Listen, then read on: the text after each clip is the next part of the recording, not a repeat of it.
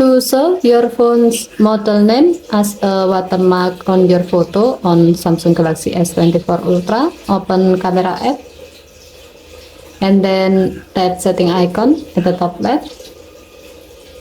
Under picture section, tap watermark. Under info to show, select model name and then deselect the other option. To see the result, tap the back key twice. Take a picture and then tap the picture thumbnail to view it on the gallery app. As you can see, now your phone is adding your phone's model name as a watermark to the photo YouTube. Okay, thank you for watching. Please help to like and subscribe.